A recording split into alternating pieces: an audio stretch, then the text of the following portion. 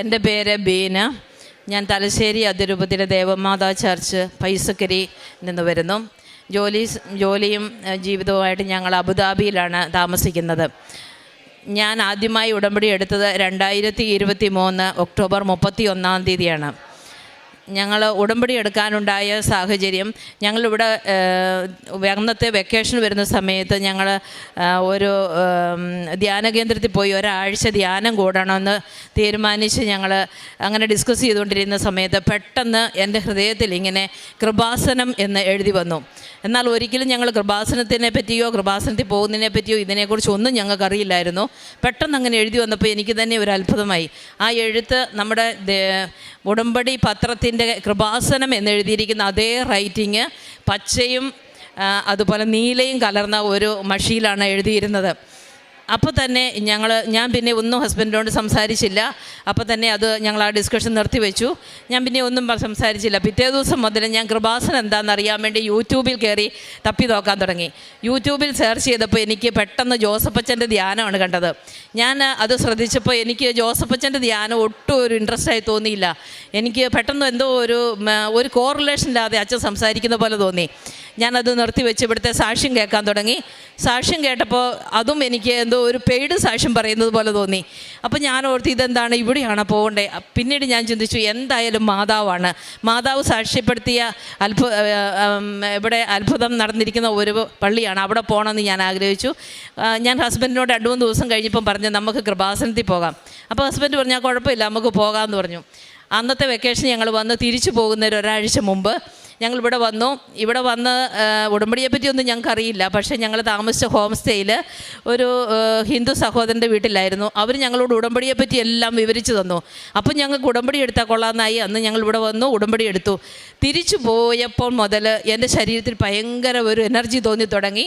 ഭയങ്കര ഒരു ഉന്മേഷം, ഒരു ധൈര്യം ഒക്കെ എനിക്ക് തോന്നി തുടങ്ങി. അപ്പോൾ തന്നെ ഞങ്ങൾ തിരിച്ച് 4 ദിവസത്തിന് ശേഷം അബുദാബിക്ക് പോയി. അവിടെ ചെന്ന് എനിക്ക് തോന്നുന്നു പിറ്റേ ദിവസം മുതൽ ഞാൻ ജോസഫച്ചൻ്റെ ധ്യാനം കൂടാൻ തുടങ്ങി. എനിക്കതൊരു ഭയങ്കര ആവേശമായിരുന്നു. രാത്രിയിലൊക്കെ എണീറ്റ് 3 മണിയും 4 മണിക്കൊക്കെ ഞാനിരുന്ന് ജോസഫച്ചൻ്റെ ധ്യാനം കൂടും. എല്ലാ പഴയ ധ്യാനങ്ങളും കൂടും. അതുപോലെ വിജയകുമാർ സാറിൻ്റെ ധ്യാനങ്ങൾ എപ്പം എതിലേ പോയാലും ഞാനിങ്ങനെ കേൾക്കുക. എനിക്കത് ഭയങ്കര ആവേശവും എന്തോ ഒരു ഭയങ്കര ഉന്മേഷവും തോന്നി തുടങ്ങി. അങ്ങനെ ഇരുന്നപ്പോഴാണ് ഇവിടുന്ന് പോയി ഒരാഴ്ചയ്ക്കുള്ളിൽ തന്നെ എനിക്ക് ഒരു നടുവേദന ഉണ്ടായിരുന്നു. അത് ഞാൻ നിയോഗത്തിൽ വെച്ച കാര്യമല്ല. വെക്കാതിരുന്നത് ഞാൻ മറന്നുപോയത് കൊണ്ടാണോ എന്താണെന്ന് എനിക്കറിയില്ല. ഞാൻ ബെൽറ്റ് കെട്ടി 15 വർഷമായിട്ട് എനിക്ക് നടുവേദനയുള്ള രോഗിയാണ്.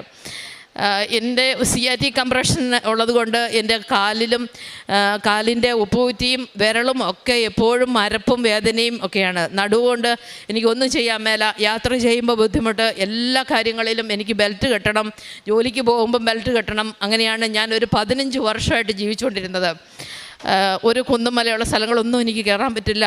ഒരുപാട് ട്രീറ്റ്മെൻറ്റ് ചെയ്തു. അതിന് മുമ്പിലത്തെ വർഷം വെക്കേഷൻ വന്നപ്പോൾ 15 ദിവസം ഞാനൊരു ആയുർവേദ ഹോസ്പിറ്റലിൽ കിടന്ന് ബോഡി മുഴുവൻ ഫുൾ മസാജ് ചെയ്ത് ട്രീറ്റ്മെൻറ്റ് ചെയ്തു. എന്നിട്ടൊന്നും ഒരു കുറവുമില്ല, കൂടുക മാത്രമാണ് ചെയ്തുകൊണ്ടിരിക്കുന്നത്. പക്ഷേ ഞാനിവിടെ വന്ന് ഉടമ്പടി വെച്ചപ്പോൾ ആ കാര്യം ഞാൻ മറന്നുപോയി, ഞാൻ വെച്ചില്ല. ഇവിടെ വന്നപ്പോൾ ഞാൻ ബെൽറ്റും കെട്ടിയാണ് വന്നത്. പക്ഷെ തിരിച്ചു പോയപ്പോൾ ഞാൻ ഹോം സ്റ്റേയിൽ ചെന്ന് ബെൽറ്റ് ഊരി വെച്ചു. ഞാൻ ആ കാര്യം മറന്നേ. ഇപ്പോഴും എനിക്കത് ഓർമ്മയിൽ വരുന്നില്ല. ഞാനത് ബാഗിൽ ഊരി വെച്ചു. അബുദാബിയിൽ വരെ ആ ബെൽറ്റ് എത്തിയിട്ടുണ്ട്. പക്ഷേ ഞാൻ അതിൻ്റെ ഇടയ്ക്കൊന്നും കെട്ടിയില്ല. ഞാൻ ആ കാര്യവും മറന്നുപോയി. അങ്ങനെ അവിടെ ചെന്ന് 4 ദിവസത്തിന് ശേഷമാണ് ഞാൻ തിരിച്ചറിയുന്നത് എൻ്റെ നടുവേദന പോയി എന്ന്. അതും എനിക്ക് മനസ്സിലായി. ഒരു ദിവസം സന്ധ്യാപ്രാർത്ഥന കഴിഞ്ഞ് ഞാൻ കിടന്നപ്പോൾ പെട്ടെന്ന് എൻ്റെ ശരീരത്തിലൊരു ഷോക്ക് അടിക്കുന്ന പോലെ തോന്നി. അപ്പോൾ ഞാൻ ഓർത്ത് എനിക്കെന്തോ ഒരു അസ്വസ്ഥത വരുന്നുണ്ടെന്ന്. പിറ്റേ ദിവസം രാവിലെ എണീറ്റ് നോക്കുമ്പോൾ എനിക്ക് നടുവേദന ഇല്ലയെന്ന് ഞാൻ തിരിച്ചറിയുകയാണ്. അപ്പോഴാണ് ഞാൻ ആ കാര്യം ഓർക്കുന്നത്. അതോടുകൂടി എനിക്കൊരു ചെവി വേദന ഉണ്ടായിരുന്നു. എൻ്റെ ചെവി ഭയങ്കര സെൻസിറ്റീവായിരുന്നു. ഞാൻ ഒരുപാട് കാലമായി ഞാൻ ഈ ഇയർഫോൺ ചെവിയിൽ ഉപയോഗിക്കും. ഞാൻ ബൈബിൾ വചനങ്ങളും ഡാനിയേൽ അച്ഛൻ്റെയും ഡൊമിനിക് അച്ഛൻ്റെയും ഒക്കെ സാക്ഷ്യം ഇതൊക്കെ പ്രയറുകളൊക്കെ കൂടുമായിരുന്നു. അങ്ങനെ എൻ്റെ ചെവിക്ക് ഭയങ്കര സെൻസിറ്റീവായി. പിന്നെ ENT ഡോക്ടർ എന്നോട് പറഞ്ഞു, ഒരു കാരണവശാലും ഒരു വൈബ്രേഷനുള്ള സൗണ്ടുകളും ചെവി വെക്കാൻ പാടില്ല, ചെവി ഭയങ്കര സെൻസിറ്റീവാണ്. അങ്ങനെ ഞാൻ ഫോണൊക്കെ ഫ്രണ്ടിൽ വെച്ച് മാത്രം ഉപയോഗിക്കുള്ളായിരുന്നു. അങ്ങനെ ആ ഒരു കാര്യവും എനിക്ക് ഈ അന്ന് തന്നെ സുഖപ്പെട്ടു. ഇപ്പോൾ എത്ര മണിക്കൂർ ഇയർഫോൺ എൻ്റെ ചെവിയിൽ വെച്ചാലും എനിക്ക് യാതൊരു കുഴപ്പമില്ല. അതുപോലെ എൻ്റെ വലത് കൈക്ക് ഒരു വേദന ഉണ്ടായിരുന്നു പൊക്കുമ്പോൾ, അതും അന്ന് തന്നെ ആ 3 കാര്യങ്ങളും ഒരു ദിവസം തന്നെ സുഖപ്പെട്ടു. ഇന്ന് ഞാൻ ഒരു 10 മാസമായി എനിക്കിത് 3 അസ്വസ്ഥതയും ഇതുവരെ എനിക്ക് ഉണ്ടായിട്ടില്ല. അതുപോലെ എൻ്റെ ഉടമ്പടിയിൽ വെച്ച ഒരു കാര്യമാണ്, ഞങ്ങളുടെ സൈറ്റിലൂടെ ഞങ്ങളുടെ വീടിൻ്റെ വസ്തുവിൽ കൂടെ ഒരു റോഡുണ്ടായിരുന്നു. ഞങ്ങൾ തന്നെ വെട്ടിക്കൊടുത്ത റോഡാണ് അത്. ഞങ്ങൾ വീട് പണി സംബന്ധമായി ഞങ്ങളതൊന്ന് മാറ്റി പണിതു. പക്ഷേ അവർക്കത് അതിലേ പോകുന്ന ആൾക്കാർക്ക് അത് ഇഷ്ടപ്പെട്ടില്ല. അതിലൊരു വീട്ടുകാർ കേസ് കൊടുത്തു. സിവിൽ കേസായിട്ട് കുറേ വർഷങ്ങളായി നടക്കുകയായിരുന്നു. ഞങ്ങൾ അവിടെ ആയിരുന്നത് കൊണ്ട് ഞങ്ങൾക്ക് ഇവിടെ വരുവാനോ അതൊന്നും നടത്താനോ ഒന്നും സാധിച്ചിരുന്നില്ല. അങ്ങനെ ഞങ്ങളത് ഉടമ്പടിയിൽ വെച്ചു. ഞങ്ങൾ അവിടെ ചെന്ന് ഒരു മാസത്തിന് ശേഷം ഞങ്ങളുടെ വക്കീൽ വിളിച്ചു പറയുകയാണ്, നിങ്ങളുടെ കേസെല്ലാം തീർന്നു, നിങ്ങൾ അതിനകത്ത് ജയിച്ചിട്ടുണ്ട്, ഞങ്ങളത് അയച്ചു തരാമെന്ന്. ഞങ്ങൾ ശരിക്കും അറിഞ്ഞു പോലുമില്ല. മാതാവ് അവിടെ ഒരു ഭയങ്കര അത്ഭുതം പ്രവർത്തിക്കുകയായിരുന്നു. അതുപോലെ തന്നെ വേറൊരു ഞാൻ നിയോഗത്തിൽ വെച്ചിരുന്ന ഒരു കാര്യമായിരുന്നു. ഞങ്ങൾക്ക് ബാംഗ്ലൂർ ഒരു സൈറ്റ് ഉണ്ടായിരുന്നു. അത് വിൽക്കാനായിട്ട് കുറേ വർഷങ്ങളായിട്ട് ഞങ്ങൾ ശ്രമിച്ചിട്ട് പറ്റുന്നുണ്ടായിരുന്നില്ല. അതിന് അവിടെ ഒരുപാട് പ്രശ്നങ്ങളുണ്ടായിരുന്നു. ലീഗലി കുറേ ഇഷ്യൂസ് ഉണ്ടായിരുന്നു. അങ്ങനെ വന്നു കഴിഞ്ഞപ്പോഴാണ് അതൊരു കേസിൽപ്പെട്ട സ്ഥലമാണെന്ന് ഞങ്ങൾ പിന്നീടാണ് അറിയുന്നത്. അത് ഈ ഉടമ്പടി എടുത്തതിന് ശേഷമാണ് ഞങ്ങൾ അറിയുന്നത്.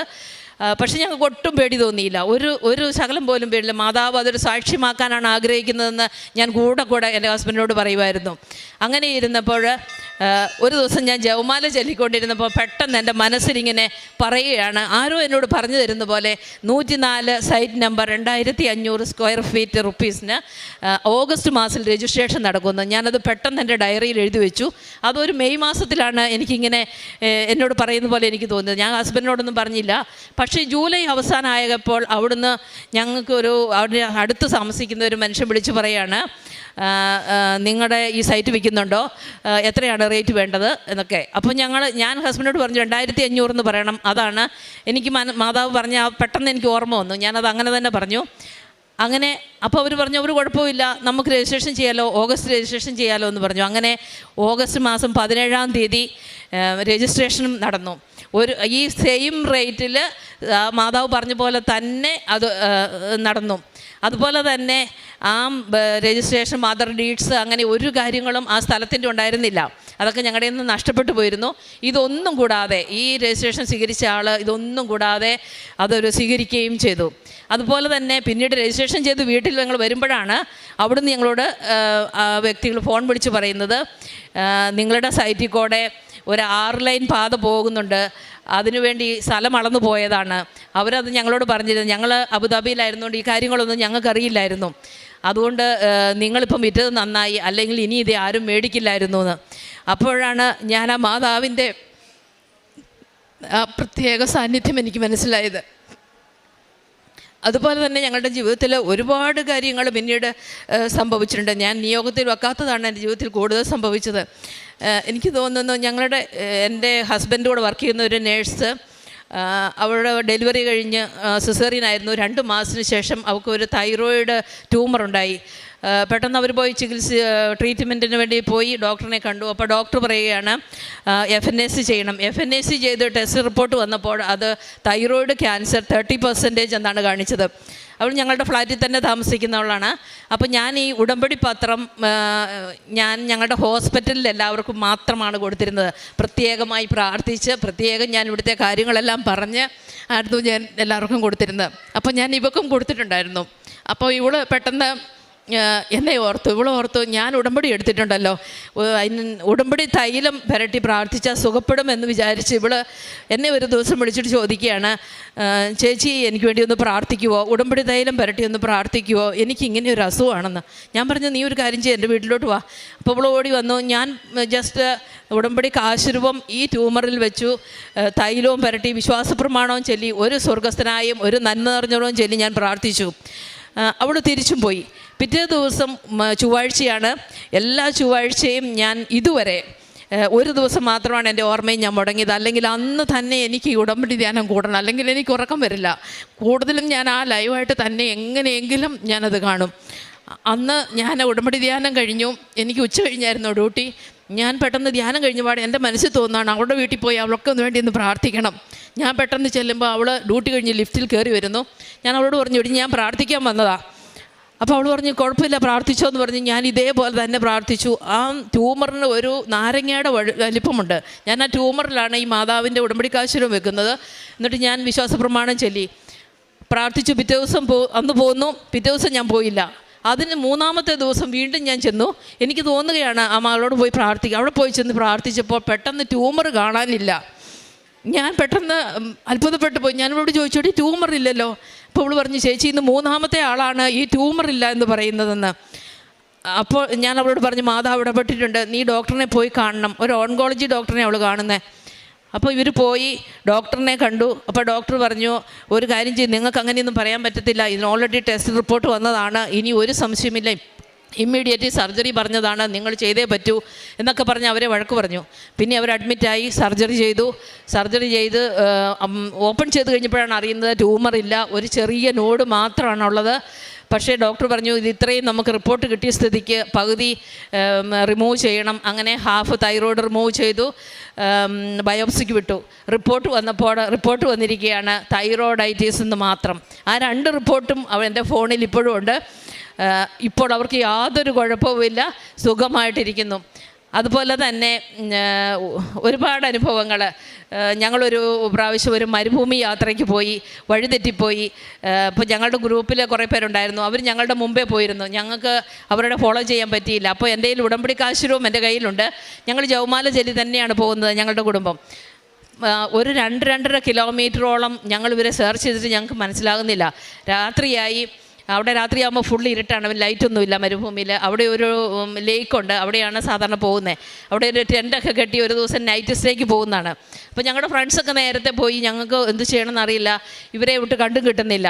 അപ്പോൾ ഞങ്ങളിങ്ങനെ പ്രാർത്ഥന ചൊല്ലിപ്പോയി. ഒരിടത്ത് ഒരു വണ്ടി പാർക്കിങ്ങിൻ്റെ ഒരു പ്ലേസ് കണ്ടു.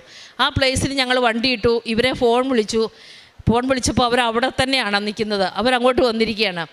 നോക്കുമ്പം അവരുടെ വണ്ടിയാണ് ഞങ്ങളുടെ വണ്ടിയുടെ നെക്സ്റ്റ് കിടക്കുന്നത്. ഞങ്ങൾക്ക് അത്ഭുതമായി പോയി. ഒരു 2.5 കിലോമീറ്റർ ഞങ്ങൾ ഇവരെ സെർച്ച് ചെയ്തിട്ട് ഞങ്ങൾ ഇവരുടെ വണ്ടിയുടെ അടുത്ത് ഞങ്ങൾക്ക് വേണ്ടി മാതാവ് ഒരു സ്ഥലം കണ്ടുപിടിച്ച് വെച്ച പോലെ ഞങ്ങൾക്ക് അനുഭവപ്പെട്ടു. അതുപോലെ ഒരു പാൽസ് എക്സാം, അതായത് ഒരു പീഡിയാട്രിക് ലൈസൻസിങ് എക്സാമാണ് നേഴ്സിങ്ങിൻ്റെ. അത് എനിക്ക് പീഡിയാട്രിക് എക്സ്പീരിയൻസ് അല്ല. ഞാനൊരു 25 വർഷമായിട്ട് അഡൽട്ട് നേഴ്സായിട്ട് വർക്ക് ചെയ്യുകയാണ്. പക്ഷേ ഞങ്ങളുടെ ഹോസ്പിറ്റലിൽ നിന്ന് ഒരു പീഡിയാട്രിക് ഡോക്ടർ ഞങ്ങളുടെ ഡിപ്പാർട്ട്മെൻറ്റിൽ ജോയിൻ ചെയ്തു. അപ്പോൾ ഒരു നേഴ്സിന് പീഡിയാട്രിക് ലൈസൻസ് വേണം. അങ്ങനെ വന്നപ്പം അവിടുത്തെ DOH എൻ്റെ ഫയലാണ് എടുത്തുകൊണ്ട് പോയത്. പിന്നെ എന്നോട് ഈ ലൈസൻസ് പരീക്ഷ എഴുതണമെന്ന് പറഞ്ഞു. എനിക്ക് യാതൊരു എക്സ്പീരിയൻസും ഇല്ല. ആദ്യമൊന്നും ഞാൻ സമ്മതിച്ചില്ല. വീണ്ടും ഞാൻ ഓർത്തു ഞാൻ എന്തായാലും ഉടമ്പടി എടുത്തിരിക്കുന്നത്, ഞാൻ എന്തിനാണ് പേടിക്കുന്നത്, ഞാൻ പരീക്ഷ എഴുതാൻ പോകാമെന്ന് വിചാരിച്ച് ഞാൻ പരീക്ഷയ്ക്ക് പോയി. 2 ദിവസത്തെ ക്ലാസ്സാണ്. അന്ന് വൈകുന്നേരമാണ് എക്സാം എഴുതാൻ വേണ്ടി ചെല്ലുമ്പോഴാണ് ഞാൻ അറിയുന്നത് ഞങ്ങൾക്ക് ബുക്ക് എന്ന് പറഞ്ഞ സംഭവം നമുക്ക് ഇമെയിലിൽ വരും. എനിക്ക് ആ സാധനം വന്നിട്ടില്ല. അപ്പോഴത്തേന് ഇവരെന്നെ വഴക്ക് പറഞ്ഞു, എക്സാം എഴുതാൻ പറ്റത്തില്ല, തിരിച്ചു പോകണം. അപ്പോൾ അതിനൊരു നല്ല ചിലവുള്ളൊരു ഇതാണ്.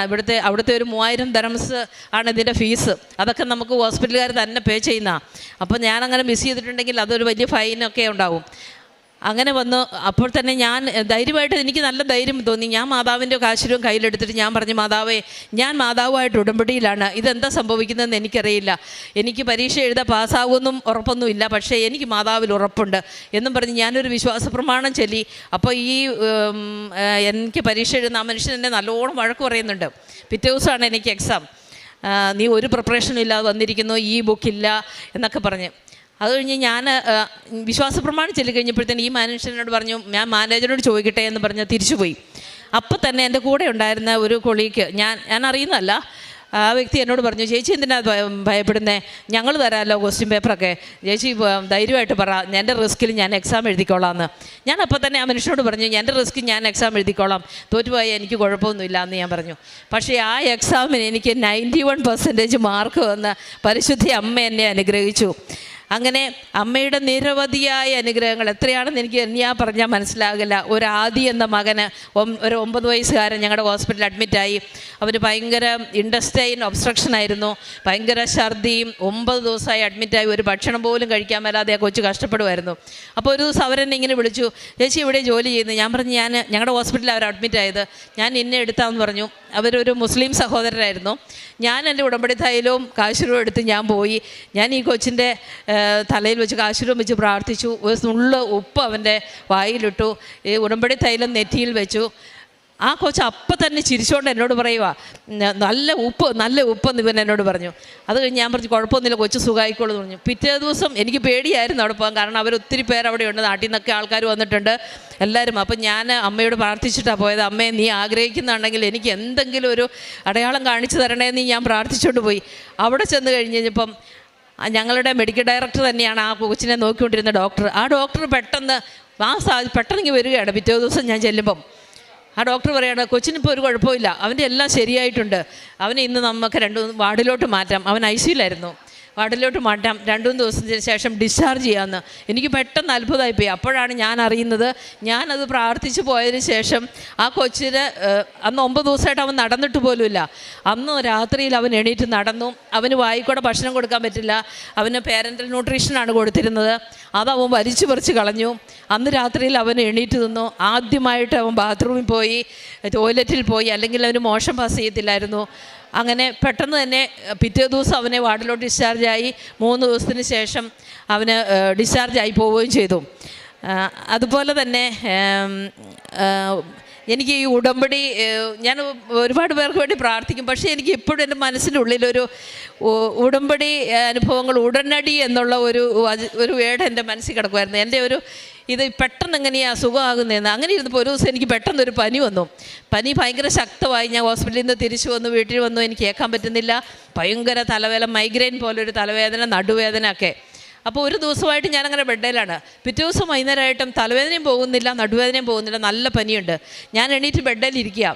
ബെഡിലിരുന്നപ്പോൾ എനിക്ക് പെട്ടെന്ന് എണീക്കാൻ പറ്റുന്നില്ല. അപ്പോൾ എൻ്റെ മനസ്സിൽ തോന്നി, ഉടമ്പടി തൈലം പുരട്ടി നോക്കിയാലോ എന്ന്. ഞാൻ എൻ്റെ മോനോട് പറഞ്ഞു, മോനെ ആ ഉടമ്പടി തൈലം ഒന്ന് എടുത്തുകൊണ്ട് വരും. അവന് ഓടിച്ചെന്ന് എടുത്തുകൊണ്ട് വന്നു. ഞാൻ ആ കൈവിരൽ കൊണ്ട് നെറ്റിയാലൊന്ന് വരച്ചതേ ഉള്ളൂ. ആ കഠിനമായിട്ടുണ്ടായിരുന്ന തലവേദന ആ നിമിഷം എനിക്ക് പോയി. അതുപോലെ തന്നെ ഞാൻ അപ്പം തന്നെ നടുവിലും വരച്ചു. ആ അപ്പം തന്നെ മരച്ചു പോകുന്ന ഒരു ഫീലിംഗ് എനിക്ക് തോന്നി. അപ്പം തന്നെ ആ നടുവേദനയും പോയി. ആ നടുവേദനയും ആ തലവേദനയും പിന്നീട് എനിക്ക് ഒരിക്കലും ഉണ്ടായിട്ടില്ല. അന്ന് തന്നെ ഞാൻ പൂർണ്ണമായിട്ട് സുഖപ്പെട്ടു. പിന്നീട് എനിക്ക് എന്നെ അസുഖമാണെന്ന് എന്ത് പറഞ്ഞാലും എനിക്ക് ആ ഉടമ്പടി തൈലത്തിലും കാശുരത്തിലും ഒക്കെ ഭയങ്കര വിശ്വാസമാണ്. അങ്ങനെ ഞങ്ങളുടെ അവിടെ ഞാൻ പ്രേക്ഷിത പ്രവർത്തനമായിട്ട് ചെയ്തിരുന്ന ഈ ഇവിടുന്ന് കൊണ്ടുപോയ ഉടമ്പടി പത്രം ഞാൻ ഞങ്ങളുടെ നാട്ടിലൊന്നും കൊടുത്തില്ല. എനിക്ക് എന്തോ ഒരു ഭയങ്കരമായിട്ടുള്ള ആദരവായിരുന്നു എനിക്ക് ഈ ഉടമ്പടി പത്രത്തിനോടും ഉടമ്പടി വസ്തുക്കളോടും. ഞാൻ വളരെ പ്രത്യേകമായി അത് പാക്ക് ചെയ്ത് ഞാൻ അബുദാബി കൊണ്ടുപോയി. അവിടെ ചെന്ന് എൻ്റെ ഹോസ്പിറ്റലിലുള്ളവർക്ക് മാത്രം ഞാൻ കൊടുത്തു. ഞാൻ തീരുമാനിച്ചു അങ്ങനെ ഞാൻ കൊടുക്കുകയുള്ളൂ. ഞാൻ ആദ്യത്തെ ദിവസം കുറച്ച് പേർക്കൊക്കെ കൊടുത്തു, പ്രാർത്ഥിച്ചു കൊടുത്തു. എന്നാലും എനിക്ക് അവിടെ നിന്നും പ്രശ്നങ്ങളൊക്കെ ഉണ്ടായി. എൻ്റെ മാനേജർ വിളിച്ചു പറഞ്ഞു, ഇങ്ങനെ ഇവിടെ കൊടുക്കാൻ പറ്റത്തില്ല. ആ സമയത്ത് നമ്മുടെ ഇസ്രായേലും പാലസ്തീനും ഒക്കെ ആയിട്ടുള്ള യുദ്ധം നടക്കുന്ന സമയമാണ്. അപ്പോൾ ഇതൊക്കെ കൊടുത്തിട്ടുണ്ടെങ്കിൽ മതപരിവർത്തനമാണ്, അങ്ങനെയാണെന്നൊക്കെ പറഞ്ഞ് പ്രശ്നം ഉണ്ടാവും, ചേച്ചിയുടെ ജോലി പോലും പോകാൻ സാധ്യതയുണ്ടെന്നൊക്കെ എൻ്റെ മാനേജർ എന്നോട് പറഞ്ഞു. പക്ഷേ ഞാൻ അപ്പോഴും പറഞ്ഞു, ജോലി പോയാൽ പോട്ടെ, ഞാൻ മാതാവിന് കൊടുത്തിട്ടേ ഉള്ളൂ എന്ന്. അങ്ങനെ ഞാൻ ആ പത്രം മുഴുവൻ അവിടെ കൊടുത്തു. പിന്നീട് ഞാൻ മാതാവിൻ്റെ ഫോട്ടോ ഡൗൺലോഡ് ചെയ്ത് പ്രിൻ്റ് ചെയ്തു. മാതാവിൻ്റെ ഇംഗ്ലീഷിലും മലയാളത്തിലുമുള്ള പ്രത്യക്ഷീകരണ പ്രാർത്ഥന പ്രിൻ്റ് ചെയ്തു. ഞാൻ ഉടമ്പടി പത്രം കൊടുത്ത് എല്ലാവർക്കും വീണ്ടും കൊടുത്തു. ഇടയ്ക്കിടയ്ക്ക് അവരെല്ലാം കാണും. അങ്ങനെ ഒരുപാട് പേർ അവിടുന്ന് ഇവിടെ വന്ന് ഇപ്പോൾ ഉടമ്പടി എടുത്തു. അതുപോലെ തന്നെ ഞാൻ ഇവിടുന്ന് തമിഴ് പത്രം അവിടെ ഒന്ന് വരുന്നവരുടെ കയ്യിൽ പറഞ്ഞു വിട്ട് തമിഴ് പത്രം മേടിച്ച് തമിഴ് കമ്മ്യൂണിറ്റിയിൽ അവിടെ എല്ലാം കൊടുക്കും. അതുപോലെ തന്നെ ഞങ്ങൾ അവിടെ ഒരു കൂട്ടായ്മ ഉണ്ടാക്കി, അഖണ്ഡ ജപമാല കൂട്ടായ്മ. ആ അഖണ്ഡ ജപമാല കൂട്ടായ്മ ഉണ്ടാക്കാനും ഒരു കാരണമുണ്ട്. ഒരു ദിവസം ഞാൻ ഉടമ്പടി ധ്യാനം കണ്ടുകൊണ്ടിരിക്കുന്ന സമയത്ത് അതിനകത്ത് പറയാണ്, ഇവിടെ ആരാധന നടത്തിക്കൊണ്ടിരുന്നപ്പോൾ ഒരുപാട് പേർക്ക് പരിശുദ്ധാത്മാവ് ജപമാല ലോകത്തിൻ്റെ എല്ലാ ഭാഗത്തേക്കും കൊത്തിക്കൊണ്ട് പോകുന്ന ഒരു ദർശനം കണ്ടുവെന്ന്. ഞാനിത് കേട്ടപാടെ എൻ്റെ ഹൃദയത്തിലേക്ക് ഒരു കൊന്തയിടുന്ന പോലെ എനിക്ക് തോന്നി. അപ്പോൾ തന്നെ എനിക്ക് തോന്നി, എന്നോട് തന്നെ ആരോ പറയുന്ന പോലെ തോന്നി. പക്ഷെ ഞാൻ അന്നേരം പറഞ്ഞു, എനിക്ക് പറ്റില്ല, ഈ ജപമാല ഗ്രൂപ്പൊന്നും തുടങ്ങാൻ എനിക്ക് പറ്റില്ല. ഇവിടെ ആരെങ്കിലുമൊക്കെ ക്വസ്റ്റ്യൻ ചെയ്താൽ ഞാൻ എന്ത് പറയും? ഞാൻ അന്നേരം അവോയ്ഡ് ചെയ്തു. കഴിഞ്ഞ് 2 ദിവസം കഴിഞ്ഞപ്പം ഞാൻ ഞാൻ ഈ കൃപാസനം പത്രം കൊടുത്ത ഞങ്ങളുടെ കൂടെ വർക്ക് ചെയ്യുന്ന വേറൊരു ഡിപ്പാർട്ട്മെൻറ്റിൽ വർക്ക് ചെയ്യുന്ന ഒരു മോൾ എന്നോട് വിളിച്ച് പറയാണ്, ചേച്ചി നമുക്കൊരു ഗ്രൂപ്പ് തുടങ്ങിയാലോ, ഇവിടെ ഒരു അഖണ്ഡ ജപമാല ഗ്രൂപ്പ് തുടങ്ങിയാലോ എന്ന് ചോദിച്ചു. ഞാൻ പറഞ്ഞു ഇല്ല, ഞാനില്ല എന്ന് പറഞ്ഞു. ഞാൻ എന്നിട്ട് മിണ്ടിയില്ല. അത് കഴിഞ്ഞ് അവിടുന്ന് ഒരാൾ ഇവിടെ ഞങ്ങളുടെ കൂടെ ഉണ്ടായിരുന്ന ഒരു നേഴ്സ് തന്നെ ഇവിടെ ഉടമ്പടി എടുക്കാൻ വന്നു. അവൾ തിരിച്ചു വന്ന് ഒരാഴ്ചയ്ക്കുള്ളിൽ അവൾ ഒരു ദിവസം കുർബാനയിൽ സംബന്ധിച്ചുകൊണ്ടിരുന്നപ്പം അവൾ പറയാണ്, അവളോട് ആരോ പറയുന്നത് പോലെ എന്നോട് വന്ന് പറയണം അഖണ്ഡ ജപമാല ഗ്രൂപ്പ് ഇവിടെ തുടങ്ങണമെന്ന്. ഇത് 3 കേട്ടപ്പോഴത്തേനും എനിക്ക് പിന്നെ കൺട്രോൾ ചെയ്യാൻ പറ്റിയില്ല. ഞാൻ അന്ന് തന്നെ ഗ്രൂപ്പ് തുടങ്ങി. ഇന്ന് ഞങ്ങളുടെ ഗ്രൂപ്പിൽ 10-15 ആൾക്കാരുണ്ട്. വളരെ സജീവമായിട്ട് പോകുന്നു. ഞാൻ ആക്ച്വലി ഞങ്ങൾ അബുദാബിയിൽ നിന്ന് 5-ാം തീയതി വന്നതാണ്. അന്ന് ഞങ്ങളിവിടെ ഇങ്ങോട്ടാണ് ഡയറക്റ്റ് കൊച്ചിയിൽ വന്നിറങ്ങി. ഇവിടെ വന്ന് ഞങ്ങൾ ഉടമ്പടി റിന്യൂ ചെയ്ത് അഖണ്ഡ ജപമാല 1000 മണി ജപമാലയും വാങ്ങിച്ചാണ് ഞാൻ വീട്ടിലേക്ക് പോയത്. പക്ഷേ അന്ന് എനിക്ക് സാക്ഷ്യം പറയാൻ പറ്റിയില്ല. അതുകൊണ്ടാണ് പിന്നെ ഞങ്ങളിപ്പോൾ വരത്തെ വെള്ളിയാഴ്ച തിരിച്ചു പോവുകയാണ്. അതിന് മുമ്പ് തന്നെ ഇവിടെ വന്ന് സാക്ഷ്യം പറഞ്ഞിട്ട് എനിക്കിനി അങ്ങോട്ട് പോകാൻ പറ്റുള്ളൂ എന്നുള്ള ഒറ്റ ഉറച്ച തീരുമാനത്തിൽ ഇന്ന് രാവിലെ ഞങ്ങൾ ട്രെയിനിന് ഇവിടെ ഇപ്പം ഈ ഉച്ചയായപ്പോൾ എത്തിയതാണ്. അമ്മ മാതാവിന് 1000 കോടി നന്ദി പറഞ്ഞാലും എൻ്റെ ജീവിതം മതിയാകില്ല. അത്രമാത്രം അനുഗ്രഹങ്ങളാണ് ഓരോ ദിവസവും. എനിക്ക് ഇവിടുന്ന് ഉടമ്പടി എടുത്ത അന്ന് മുതൽ എൻ്റെ അനുഭവം, ആരോ എൻ്റെ കൂടെ എപ്പോഴും ഉണ്ട്. എന്തു പറഞ്ഞാലും എന്തു ചെയ്താലും എന്നോട് ആരോ സംസാരിക്കുന്നു, അല്ലെങ്കിൽ ആരോ എൻ്റെ കൂടെയുണ്ട് എന്ന ഒരു ചിന്ത എന്നെ എപ്പോഴും ശക്തിപ്പെടുത്തിക്കൊണ്ടിരിക്കും. അതിൽ എൻ്റെ ഹസ്ബൻഡിന് ഇപ്പം ഭയങ്കര വിശ്വാസമാണ്. ഇപ്പം ഞാൻ എന്തെങ്കിലും പറഞ്ഞാൽ എൻ്റെ ഹസ്ബൻഡ് പറയും, നീ വെറുതെ വായ ഓപ്പൺ ചെയ്യരുതെന്ന് എന്നോട് പറയും. പക്ഷേ എനിക്കത് അനുഭവമായി മാറിയിരിക്കുകയാണ്. ഞാൻ എല്ലാവരോടും പറയും, ഈ ഒരിടം പരിശുദ്ധ അമ്മ നമുക്ക് വേണ്ടി പ്രത്യേകമായിട്ട് തന്നാണ്. ഞാൻ ഈ പ്രാവശ്യം റിന്യൂ ചെയ്ത് എൻ്റെ ഉടമ്പടി പത്രമൊക്കെ കൊടുത്തിടത്ത് ഒരുപാട് പേര് എന്നോട് തർക്കിച്ചു. ഞാൻ ഓർക്കുകയാണ്, ഈ കേരളത്തിൽ എത്രമാത്രം സാഹചര്യങ്ങളാണ് നമുക്കുള്ളത്. ഞങ്ങൾക്ക് അവിടെ ഇങ്ങനെയൊന്നുമില്ല. ഞാനിവിടെ ഉടമ്പടി പത്രം കൊടുക്കുമ്പോൾ എല്ലാവരും എന്നോട് തർക്കിക്കുകയാണ്. അപ്പം ഞാൻ ഓർക്കുക, അവിടെയൊക്കെ ഞാൻ കൊടുത്തപ്പോൾ എത്രയോ ആദരവോടെയാണ് ആൾക്കാർ, ഭയങ്കര ദാഹത്തോടെയാണ് വാങ്ങിച്ചത്. ഇവിടെ വന്നു കഴിഞ്ഞപ്പോൾ പലപ്പോഴും ഞാൻ എൻ്റെ ഉടമ്പടി പത്രം കൊടുത്തപ്പോൾ ഇതൊക്കെ പല തട്ടിപ്പുകളാണ്, ഇവിടെ എന്നും എല്ലായിടത്തും മാതാവുണ്ട് എന്നൊക്കെ പറയുകയാണ്. പക്ഷേ ഞാനും ആദ്യം ഒരിക്കലും അങ്ങനെ വിചാരിച്ചതാണ്. ഞാൻ ഇന്ന് എല്ലാവരോടും പറയുകയാണ്, നമ്മുടെ എല്ലാ ഉള്ളങ്ങളെ മാതാവ് തുറക്കട്ടെ, ദൈവത്തെങ്കിലേക്ക് തുറക്കട്ടെ. ആ വലിയ നമ്മുടെ ആത്മാവിൻ്റെ വില എന്താണെന്ന് കാണിച്ചു തരാൻ ഈ ഒരു ഘട്ടം സഹായമാകട്ടെ എന്നാണ് എൻ്റെ പ്രാർത്ഥന. ഒരിക്കലും തീരാത്തൊരു ദാഹം എല്ലാവരുടെ ഉള്ളിലും തീർക്കട്ടെ. ദൈവത്തിന് വേണ്ടിയുള്ളൊരു ദാഹം, ആത്മാവിന് വേണ്ടിയുള്ള ദാഹം നമ്മുടെ ഹൃദയത്തിൽ അങ്ങനെ ജ്വലിക്കട്ടെ എന്നാണ് എൻ്റെ പ്രാർത്ഥന. ഈ ഒരിടത്ത് ഈ എൻ്റെ അമ്മയ്ക്ക് ഒരിക്കലും തീരാത്ത നന്ദിയുണ്ട്. അതുപോലെ തന്നെ എൻ്റെ ജീവിതത്തിൽ ചെറുതും വലുതായിട്ട് ഒരുപാട് അനുഭവങ്ങളുണ്ട്. ഇതൊന്നും പറഞ്ഞാൽ ഇപ്പോൾ സമയക്കുറവുകൊണ്ട് ഞാൻ ചുരുക്കുകയാണ്. സാക്ഷ്യത്തിൻ്റെ തുടക്കം തൊട്ട് അവസാനം വരെ ഇതുപോലെ ഒരു പ്രത്യേക ദൈവാനുഭവത്തിലൂടെ കടന്നു പോകുന്ന ചില സാക്ഷ്യങ്ങളുണ്ട്. അതിലൊരു സാക്ഷ്യമാണിത്. അതിൽ തുടക്കത്തിൽ പറയുന്നുണ്ട്, ഈ ഒരു ആലയത്തിനെക്കുറിച്ച് കേൾക്കാതെ തന്നെയും മനസ്സിൽ പ്രാർത്ഥിച്ചുകൊണ്ടിരുന്നപ്പോൾ, എന്നാൽ ഒരു ധ്യാനവും പ്രാർത്ഥനയൊക്കെ ഉള്ളൊരു കുടുംബം തന്നെയാണ്. അപ്പോൾ ഒരു ധ്യാനത്തിനെക്കുറിച്ച് പ്രാർത്ഥിച്ച് ഒരുങ്ങുന്ന സമയത്ത് മനസ്സിൽ തോന്നിയ, അല്ലെങ്കിൽ മനസ്സിലേക്ക് ഇങ്ങനെ കോറിയിട്ടതുപോലെ വരച്ച് ചേർത്തൊരു പേര് കൃപാസനം എന്നൊരു പേരാണ്. നമ്മുടെ ഉടമ്പടി, നമ്മുടെ കൃപാസനം പത്രത്തിൽ എഴുതിയിരിക്കുന്നത് പോലെ അങ്ങനെ ഒരു വാക്ക് ലഭിക്കുന്നത്. പക്ഷേ തുടക്കത്തിൽ അത്ര കണ്ട് ഒരു ധ്യാനത്തിൻ്റെ അരൂപിലേക്കൊന്നും ആയിരുന്നില്ല എങ്കിലും പിന്നീട് നെക്സ്റ്റ് സ്റ്റെപ്പായിട്ട് സ്വാഭാവികമായിട്ട് ചെയ്യുന്നത് നമ്മുടെ ഈ ഒരു കാലഘട്ടത്തിൽ നമുക്കെപ്പോഴും അനുഗ്രഹമായിട്ട് മാറിയിട്ടുള്ള ഉടമ്പടിയെക്കുറിച്ച് ലഭിച്ചിട്ടുള്ള ഉടമ്പടി ആരാധനയും സാക്ഷ്യങ്ങളുമാണ്. അതും തുടക്കത്തിൽ സത്യസന്ധമായിട്ട് പറയുന്നുണ്ട്. തുടക്കത്തിൽ ഉടമ്പടി ആരാധന കൂടുന്നവരൊക്കെയും ആദ്യം ഇത് മനസ്സിലാക്കണമെന്നില്ല. കാരണം ഇതിപ്പോൾ ഒരുപാട് സാക്ഷ്യങ്ങളിൽ ആവർത്തിക്കപ്പെടുന്നുണ്ട് ആദ്യം. കാരണം ഇതൊരു ഉടമ്പടിയുടേതായ ഒരു ലാംഗ്വേജ് ഉണ്ട്, ഒരു മോഡ് ഓഫ് ഓപ്പറേഷനുണ്ട്. അത് ഉടമ്പടി എടുത്തവർക്കും ഉടമ്പടിയുടെ അകത്ത് ആത്മാർത്ഥമായിട്ട് നിൽക്കുന്നവർക്കും മാത്രം ഒരു പരിധിവരെ മനസ്സിലാകുന്ന ഒരു ഭാഷ ഇതിനകത്തുണ്ടെന്നുള്ള കാര്യത്തിൽ ഒരു സംശയമില്ല. അതാണ് തുടക്കത്തിൽ പല സാക്ഷ്യങ്ങളും ആവർത്തിക്കപ്പെടുന്ന ഒന്ന്. സാധാരണ ആരാധന വചന സന്ദേശം പോലെയല്ല ഉടമ്പടി ആരാധന. അതിൻ്റെ ഒരു മാനം വേറെയാണ്. അതിൻ്റെ ഒരു മാനം മനസ്സിലാക്കണമെങ്കിൽ ആദ്യം ഉടമ്പടിയെക്കുറിച്ച് അത്യാവശ്യം ഒരു അറിവും ഉടമ്പടി എടുത്തവരൊക്കെ ആണെങ്കിൽ കുറച്ചും കൂടെ ഒരു മനസ്സിലാവും. അതിനേക്കാളും അപ്പുറം ഒരു പ്രത്യേക ഒരു ആകർഷണം അതിലേക്ക് കൊണ്ടുവരണം. പക്ഷേ ഒരു പ്രാവശ്യം അതിൻ്റെ ഒരു ആത്മാവിനെ മനസ്സിലാക്കിയാൽ, പ്രത്യക്ഷീകരണത്തിൻ്റെ ആത്മാവ് എന്ന് പറയുന്നത് ഉടമ്പടി ആരാധനയുടെ ആത്മാവ് അതാണ്. ആ ആത്മാവിനെ മനസ്സിലാക്കിയാൽ പിന്നീട് ഏത് സമയത്ത് ഇപ്പം ഇദ്ദേഹത്തിൻ്റെ സാക്ഷ്യത്തിൽ രാത്രി 3 മണിക്ക് എഴുന്നേറ്റിട്ടും ഞാൻ ആ വചനം കേൾക്കുവാനുള്ള ഒരു അവസാനം പറഞ്ഞ ഒരു ദാഹം, നമ്മുടെ 63 സങ്കീർത്തനത്തിൽ പറയുന്നത് പോലെ ഈ ഉണങ്ങി വരേണ്ട ഭൂമി എന്ന പോലെ കർത്താവിന് വേണ്ടി ദാഹിച്ചു എന്ന് പറയുന്ന പോലെ ഒരു ദൈവവചനത്തിന് വേണ്ടി ദാഹമുള്ളവർ ഉടമ്പടി ആരാധനയിൽ ഒരുപാട് സാക്ഷ്യങ്ങൾ ആവർത്തിപ്പെടും. ഇതൊരു ആത്മാവിൻ്റെ വെളിപ്പെടുത്തലാണ്. നിങ്ങൾ ആരാധനകൾ വർഷങ്ങൾ മുമ്പുള്ളതും ഇപ്പോഴും പരിശോധിക്കുമ്പോൾ മനസ്സിലാവും ഓരോ ആരാധനയുടെ ടോപ്പിക്കുകൾ വേറെയാണ്, അതിൻ്റെ ഒരു വിഷയം വേറെയാണ്. അപ്പോൾ അതിൻ്റെ വലിയൊരു സാധ്യതയെക്കുറിച്ച് എല്ലാ ഉടമ്പടി സാക്ഷ്യങ്ങളിലും ഉണ്ട്, ഈ സാക്ഷ്യത്തിലുണ്ട്. ഏറ്റവും മൂന്നാമത് ഉടമ്പടിയിലേക്ക് ചേർന്ന് നിന്നതിന് ശേഷം ഉണ്ടായിട്ടുള്ള അനുഭവ വികാസങ്ങൾ. അതിൽ പരിശുദ്ധ അമ്മ ഉടമ്പടി നിയോഗങ്ങൾ തന്നെ നമ്മുടെ ജീവിതത്തിൽ സാന്നിധ്യമാക്കി തരണമെന്ന് നമുക്ക് വാശി പിടിക്കാൻ പറ്റില്ല. പക്ഷേ ഉടമ്പടി എടുത്ത് നമ്മൾ മുന്നോട്ട് പോകുമ്പം ഉടമ്പടിയിൽ നമ്മുടെ യാത്രയിൽ അവിടെ ഇവിടെയുമായിട്ട് അമ്മ ഈ ഉടമ്പടിയോടൊപ്പം ഉണ്ടെന്ന് നമ്മളെ ബോധ്യപ്പെടുത്തി തരും. അതിന് ഇദ്ദേഹം പറയുന്നത് അങ്ങോട്ട് പോകുന്ന വഴി തന്നെ ഉണ്ടായിട്ടുള്ള വലിയ സൗഖ്യം. അത് പക്ഷേ ഉടമ്പടി നിയോഗമായിരുന്നില്ലെങ്കിലും ഉടമ്പടിയുടെ ഭാഗമായിട്ട് വെച്ചിട്ടുള്ളതല്ലെങ്കിലും തുടക്കം തൊട്ട് അവസാനം വരെയും അമ്മ കൂടെ ഉണ്ടെന്ന് ഏറ്റവും അവസാനം പറഞ്ഞ സെൻറ്റൻസ് പറഞ്ഞ പോലെ ഉടമ്പടി എടുത്തതിന് ശേഷം ആരോ എൻ്റെ കൂടെ സഞ്ചരിക്കുന്നുണ്ട്. I shall come with you wherever you go എന്ന കർത്താവിൻ്റെ വാഗ്ദാനം പരിശുദ്ധ അമ്മയിലൂടെ നിവർത്തിക്കുന്ന ഒരു അത്ഭുതത്തിൻ്റെയും അടയാളത്തിൻ്റെയും ഒരു കൃപാവര പദ്ധതിയാണ് ഉടമ്പടി. അത് ഇതിൻ്റെ ഒരു ആഴവും പരപ്പും വീതിയും നീളവും മനസ്സിലാക്കിയവരൊക്കെയും ഇതിൻ്റെ വലിയ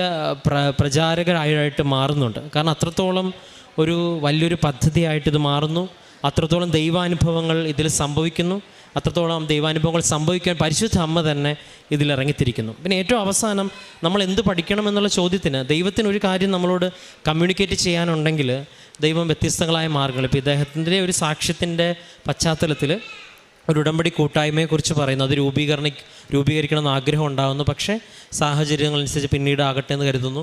വീണ്ടും അതിനുള്ള സാഹചര്യങ്ങൾ ഉണ്ടാകുന്നു, വീണ്ടും ഈശോ തന്നെ മറ്റൊരു വ്യക്തിയിലൂടെ ഇങ്ങനെ. അപ്പം ഒരു ഉടമ്പടിയുടെ ഒരു ആത്മീയതയുടെ ഒരു ഭാഷ ദൈവം എല്ലാവരോടും സംസാരിക്കുന്നത് നമ്മുടെ സുവിശേഷത്തിൽ പറയുന്നുണ്ട്. പൊതു നന്മയ്ക്ക് വേണ്ടി അവൻ ആത്മാവിലൂടെ എല്ലാവരോടും സംസാരിക്കുന്നത്. അപ്പം ഉടമ്പടിയുടെ ഒരു കൂട്ടായ്മ തുടങ്ങുന്നു, ആ കൂട്ടായ്മയിലൂടെ ഒരുപാട് അനുഭവം ഉണ്ടാകുന്നു. ഇത് നമുക്ക് വിശ്വസിക്കുന്നതിനേക്കാളും അപ്പുറം നിൽക്കുന്ന ഒരു പരിശുദ്ധ അമ്മയുടെ ഒരു പ്രത്യേക വഴിയാണ്. അത് ഇതിലൂടെ ആത്മാർത്ഥമായിട്ട് വരുന്നവരൊക്കെയും ഇത് മനസ്സിലാക്കുന്നതിനെ പ്രതിയും അപ്പോൾ ഓരോ വ്യക്തികളെയും ദൈവം ഇങ്ങനെ ഉയർത്തി ഒരുപാട് പേർക്ക് അനുഗ്രഹമാക്കി മാറ്റുന്നു. ഇപ്പോൾ സ്വന്തം അനുഭവങ്ങളെക്കാളും കൂടുതൽ പറഞ്ഞത് മറ്റുള്ളവർക്ക് വേണ്ടി ഉടമ്പടി വസ്തുക്കൾ ഉപയോഗിച്ചപ്പോൾ ലഭിച്ച അനുഭവങ്ങൾ. എത്രത്തോളം പറഞ്ഞാൽ ഇപ്പം ഹൃദയത്തിൻ്റെ നിറവിലാണ് അധരം സംസാരിക്കുന്നു പറയുന്നത്. എത്രത്തോളം പറഞ്ഞാൽ തീരാത്തത്ര അനുഭവമുള്ളൊരു വ്യക്തിയാക്കി ഉടമ്പടി എടുത്തൊരു വ്യക്തിയെ ദൈവം മാറ്റുന്നുവെങ്കിൽ ആ ഒരു പ്രാർത്ഥനയെ പ്രതിയും ഏറെ പ്രത്യേകിച്ച് പരിശുദ്ധ അമ്മ ഈ ആലയത്തിൽ പ്രത്യക്ഷപ്പെട്ടത് വ്യക്തമായൊരു പദ്ധതിയോടുകൂടിയാണ്. ആ പദ്ധതി ഉടമ്പടിയെടുത്ത് അനേകരിലൂടെ ഇനിയും നിവർത്തമാക്കാൻ സാധിക്കട്ടെ എന്ന് പ്രത്യേകം പ്രാർത്ഥിച്ചുകൊണ്ട് ഈ വ്യക്തിയുടെ സാക്ഷ്യത്തെ പ്രതിയും ലഭിച്ച എല്ലാ അനുഭവങ്ങളെ പ്രതിയും അതിനേക്കാൾ അപ്പുറം വിശ്വാസത്തിൻ്റെ തീക്ഷ്ണതയെ പ്രതിയും നമുക്ക് കരങ്ങളടിച്ച് ദൈവത്തിൻ്റെ നാമം മഹത്വം